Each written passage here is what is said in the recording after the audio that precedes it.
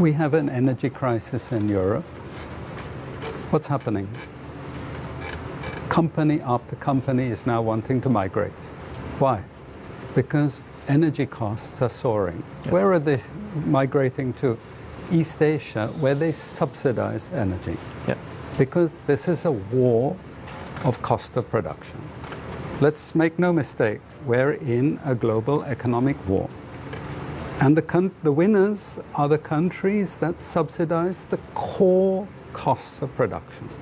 So when CEB loses money, companies in Sri Lanka gain. Okay, people gain. So we have this very mechanical approach to everything. We say, oh, they're losing money. Actually, a lot of companies in China, in Vietnam, in East Asia, they're all losing money. Look at the transport companies. But critical thing is this is a huge subsidy to the cost of production, which makes them highly competitive. Look at BASF, BASF. They said they're migrating from Germany. This is one of the largest German companies to China. Why? Energy costs. And why is it that with all these oil prices rising and energy prices rising, look at the energy prices in East Asia.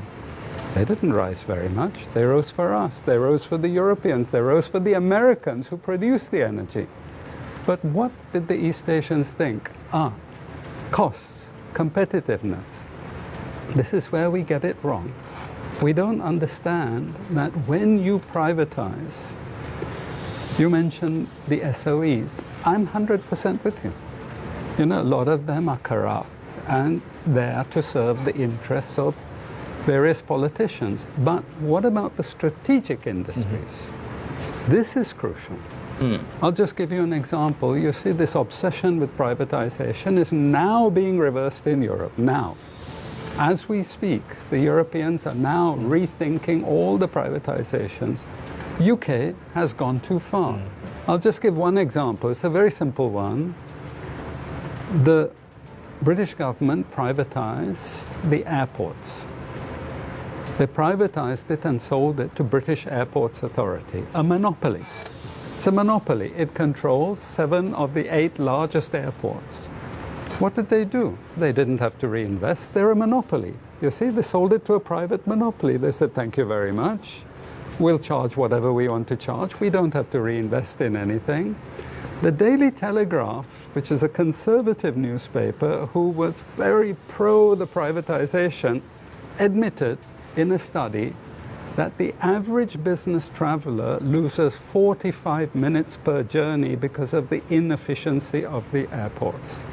We have to rethink what we have done. How can you rethink what you have done? It's going to cost the British taxpayer a huge amount of money. Look at British Railway, same problem. You know, you are not thinking properly because there are a lot of short-term profits to be made for a lot of people. But they don't think about what is it going to do to the cost structure of the society. This is the problem. The East Asians, they're much smarter. They understand competition. They understand what this fundamental battle is about. And that's how they manage to keep these costs so low. They're the winners now. You can see this. When I was recently teaching in Vietnam, the managing director of the business school was complaining bitterly to me. He said, every day I have at least 2 different groups coming from Europe to see me, asking me about the environment in Vietnam for investment, etc., etc. They're running away from Europe. Why are they running away from Europe? Because Europe can't keep energy prices down. Now we are thinking of privatizing our energy, selling it to India. You think they're going to subsidize energy in Sri Lanka? Think again, they're not going to do that.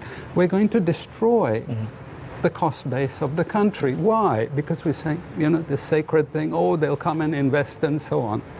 This is a nonsense argument. This is absolutely simpleton argument. These are people who don't understand the very basics of the success of the East Asians. They understand capitalism better than anyone else. They're obsessed with competition. They're obsessed with competition.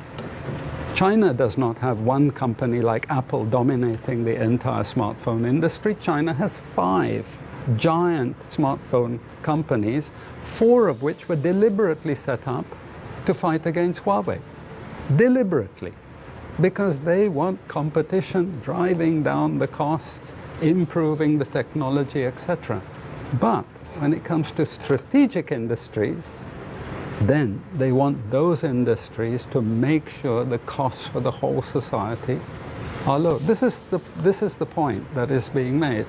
Now, my experience is that governments are encouraged not to invest in industries like electricity, like water, etc., so that one day the pressure will be so great for the privatization of these things. But we're not thinking smart, you know? It's just like, I'm sorry, I'm a broken record, but it's like we privatized NDB. Where is our cheap cost of funds now? You think the Chinese and the Vietnamese and all the other successful countries are going to privatize that laid the golden egg? They don't do that.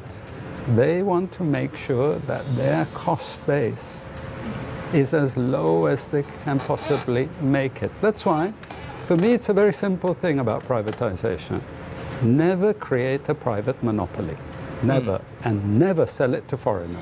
Never, ever do that, because they don't have any responsibility in your country. Where you can sell bits, let's say telecom, let's say the mobile phone sector, why not? Why not privatize it? You can make it competitive. There's Dialog, there's all these other, and we want competition because that drives technology change. It reduces costs. But where you can't guarantee competition, you never do that.